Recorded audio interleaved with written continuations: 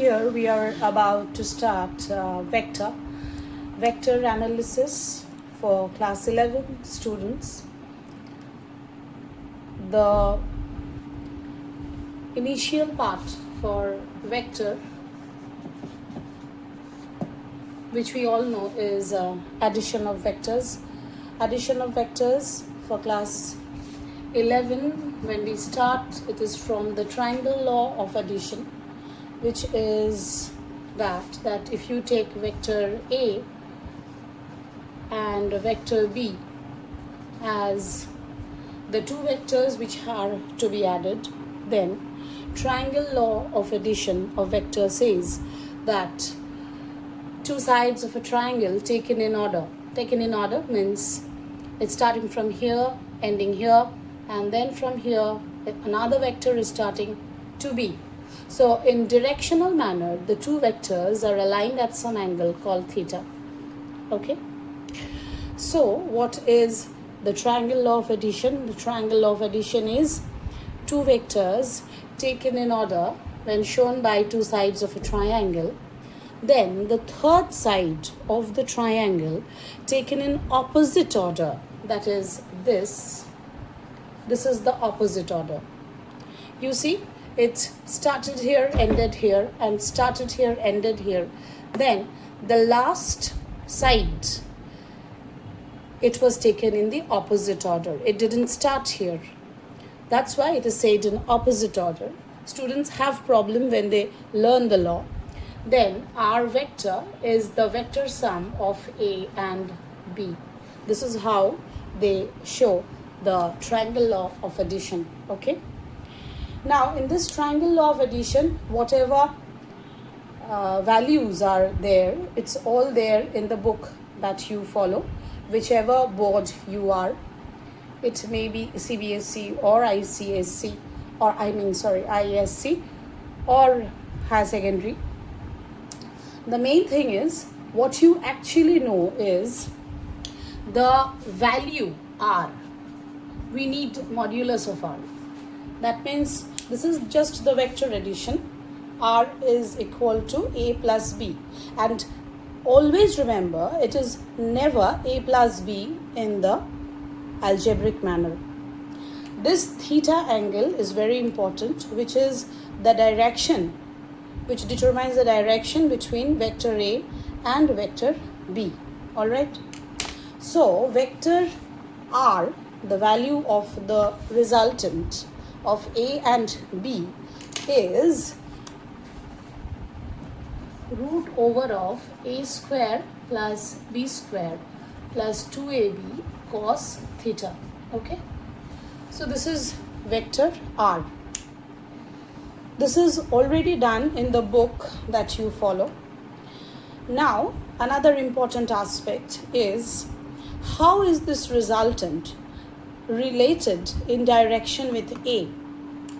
That is the direction of resultant determined by this angle phi. How do you determine phi? That angle phi is also determined in this manner, that you drop a perpendicular from here. The way you have actually taken out the value of R, only then you will need to draw a perpendicular here. And that perpendicular, after drawn, you'll need this side, okay. And for that you are going to use trigonometry, where I am not entering. Over here, tan phi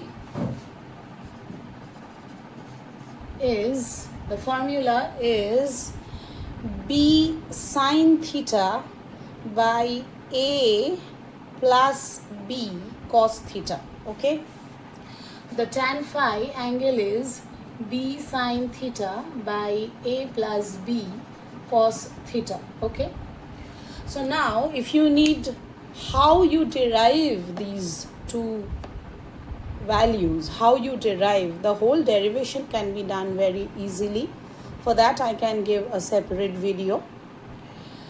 But what you need to remember here is the angle phi over here is the angle related to side A.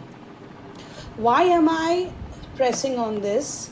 That you are going to know as we move to relative velocity. Okay, vector, and actually what we are covering here is vector related, how it is related to relative velocity. This part of the information in the triangle law, which you know has been converted through to parallelogram law. Okay, if I want to give you the parallelogram law of vector addition, that is nothing but the extended form of triangle law. So we'll move on to the next. So now the parallelogram law of vector addition, okay, what does it say? It says that if you represent two vectors A and B by two sides of a parallelogram, then the diagonal of that parallelogram, how will you complete it? Obviously, you are going to draw a parallel line to A and another line parallel to B. Now this is the resultant. This is what is parallelogram law. Don't think it is something different. Actually, if this is B, this is also B vector. And angle between, you remember as I drew in triangle law, angle between A and B was theta. So if this side and this side are parallel, so this will also be theta. So parallelogram law is nothing but a reflection of the triangle law. In triangle law, what you see, you are having this angle between direction of A and B. Now in parallelogram law, to make it simpler, you are finding it out that the angle between A and B is theta, and that you have already done in triangle law. Now the rest of it is same. Again, our modulus of R is root over of A square plus B square plus 2AB cos theta, and the direction of R, which is this phi. Again, tan phi is B sin theta by A plus B cos theta. Again, I am specifying that these two derivations have been done in the book. If you want me to again do it, explain it, I shall do it again. But I am using all these informations to reach out to relative velocity, which is another complex concept when it comes to vectors. Now suppose we have moved into relative velocity. Suppose there are two vectors.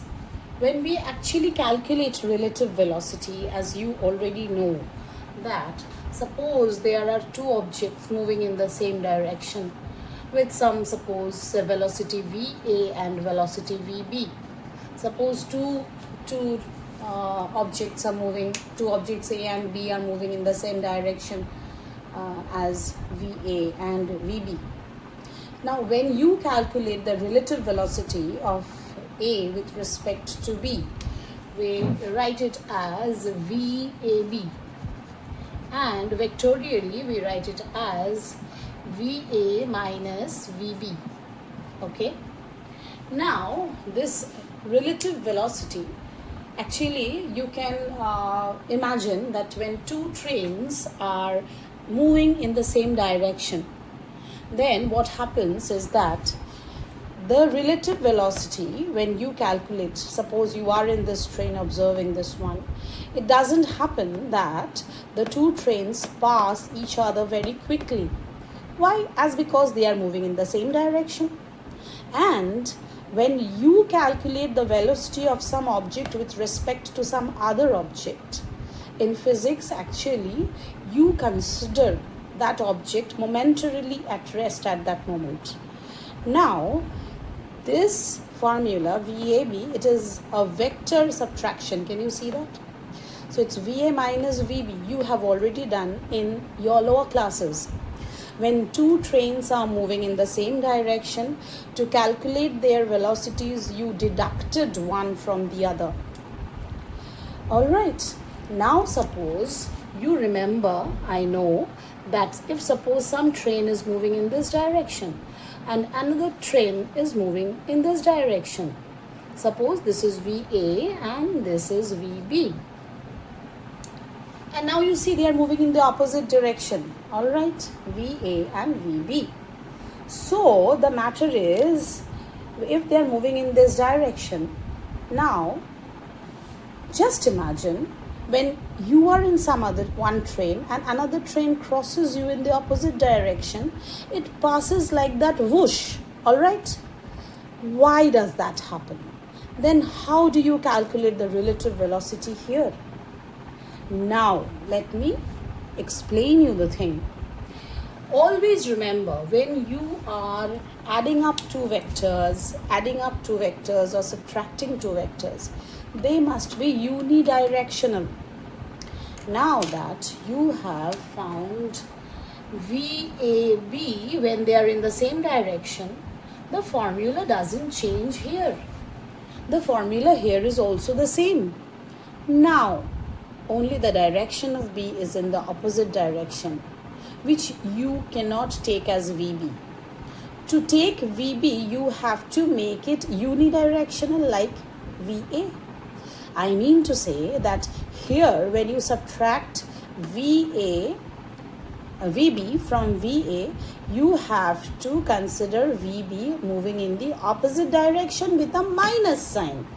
I mean to say it is again the same formula, VA minus of VB, but you remember VB is in the opposite direction. So how do you make it in the same direction as VA? You provide a minus sign here. And what does happen after this? It happens that it becomes VA plus VB. So whenever two trains are in two opposite directions, the relative velocity increases like this. It becomes plus. That's why when two trains are moving in the same direction, it takes time to cover one train's length by the other. But when they are moving in the opposite direction, they just pass each other in the wink of an eye, because relative velocity now is an addition of the two. Okay? This is the explanation through vectors. Now we shall move on to that case where the two vectors are not parallel or anti-parallel, but they are aligned at some angle theta. Now, as I said, if VA and VB are aligned at some angle theta, now how do you calculate relative velocity here? Here, again, as you write VAB, obviously it will be vectorially VA minus of VB. Alright? The formula remains the same. That means when you are going to calculate VAB, that is relative velocity of A with respect to B, at that time you have to have a vector addition of these two vectors, because there is nothing such called vector subtraction separately, but you can add up these two. How? Like this. So it can be written as VA plus of minus VB. What does it mean? It means that as we have done in triangle law or parallelogram law, you can add up vector A and minus VB vector. But my VB vector was in this direction. So where will be minus VB? Just the opposite direction. Okay? That means your minus VB vector looks like this. Minus VB. And how does theta changes? Now theta changes to 180 degree minus theta. 180 minus theta. It's understood. What does that mean? It means that when you are calculating relative velocity of A with respect to B, you suppose that as if VB has been kept static And then that moment, how is VA moving? That is the concept of relative velocity when we calculate them keeping an angle between them. All right, theta. Now, the most important part comes. So, what we are doing here? We are actually having a vector addition of these two vectors, one VA, another minus VB. Now, what will be that vector addition? Simple. It's a parallelogram formed between VA with VA and minus VB. And it forms like this. So the resultant looks like this.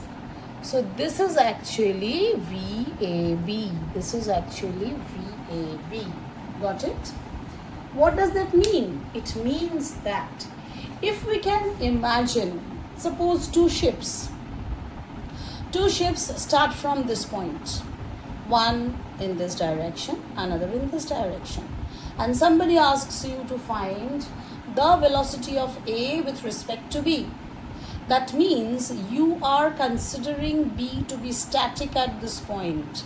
Then according to B, A moves in this direction. So this is the concept of VAB, velocity of A with respect to V. This is the concept of relative velocity which you have to keep in mind when you consider the cases that when a man is moving in rain, how does that splash of rain come to him in a slanting manner? There is a separate part called rain and man after you learn relative velocity. We shall move into that now. Just for a complete guide to this VAB will have the same formula for resultant. Only keep in mind now cos theta will be 180 minus theta. That means it will be minus cos theta. What I mean to say is VAB modulus will be root over of VAB modulus will be root over of VA square plus VB square plus 2 VA VB cos 180 minus theta. Alright, cos 180 minus theta. And you know the whole thing is under the root. Okay, the whole thing is under the root. Now what does it come to? It comes to like this, root over of, it comes to VA square plus VB square minus 2 VA VB cos theta. You know why? Why minus cos theta? It's understood, I think. So, because it's all sine, tan, cos. If it is 180 minus theta, then cos is coming in this second quadrant of sine. That's why it is minus cos theta. I think it's clear. So you'll get the whole detail working in your book. The concept is more important. Now I shall move into rain and man. Okay. Now this concept is also very interesting. Suppose a man is standing here and I am showing his velocity like this. Now he has to move with this velocity, okay? Initially he has zero velocity. Consider it like that.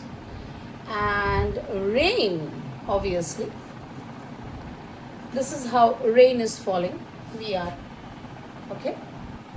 So you'll also see that in your practical life. If you are standing somewhere, then the rain falls on you vertically. Obviously, if there is no wind. So in that situation, if rain falls like this on the man, what happens when this man assumes some velocity? Let me understand. It's a very practical example. As soon as you start moving, even if you are having an umbrella, you have to slant the umbrella like this. Suppose you are holding the umbrella like this. As soon as you start moving, you are slanting your umbrella because now the raindrops are no more falling vertically. They are coming to you like this. Alright? So what happens? What happens? As soon as you have motion, what happens? That a straight direction rain comes slantingly on your face, and you have to tilt your umbrella from here to here. Let's see. All right. Now we move on to the next part of the problem. Okay. Next part is how you actually determine that what happens. Now what we do is velocity of rain with respect to man. And I have told you, if it is A and this is B, what will you do? If this is A and B, it is VR minus VM, VA minus VB, like that. So you say it is VR minus VM. And how do you write it? You write it as this: VR plus of minus VM.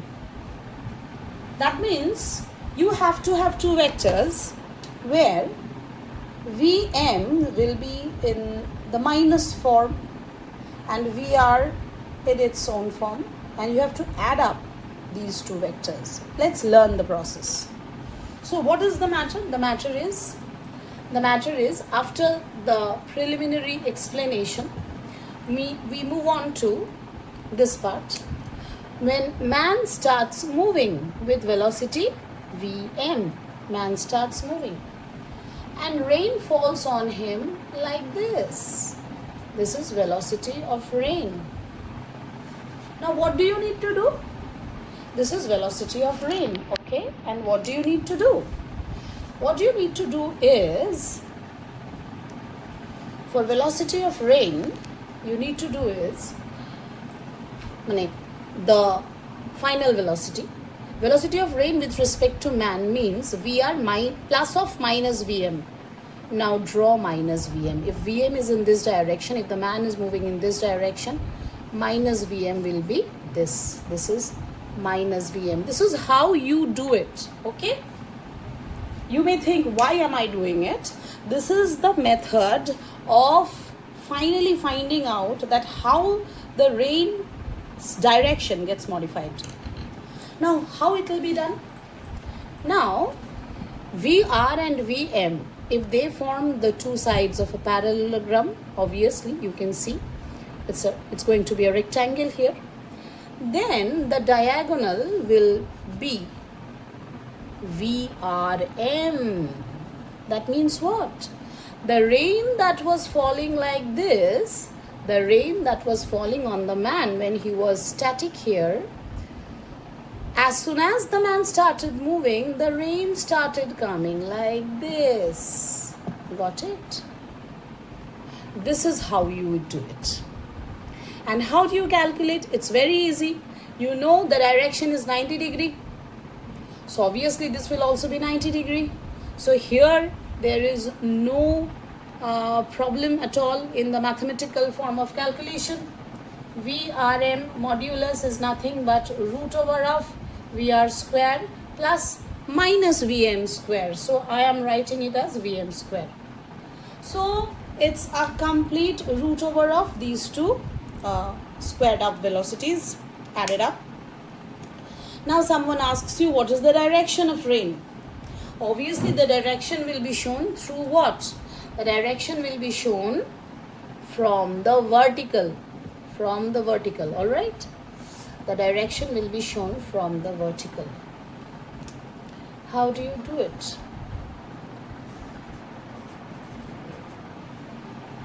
What I mean to say is, if the rain is falling in this direction, so from the vertical it's tilted by angle phi.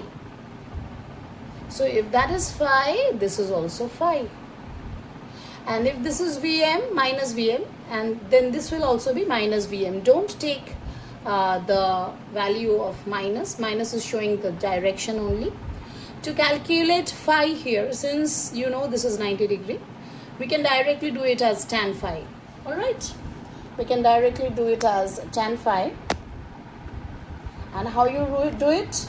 You do it like this, that tan phi equal to Vm by VR. Okay, this is Vm by Vr. It is as easy as that. So this is tan phi, Vm by Vr. You calculate phi. How you calculate phi and how do you say it? You say that due to the velocity of man, the direction of rain is angle phi with the vertical. That is how you answer it. So this is the whole concept of relative velocity and vectors addition, rain and man. I look forward to explain the velocity of a man in a river when the river has a velocity. A person in still river and a person in a river with certain velocity will have different directions of motion, and that can very well be covered through vectors.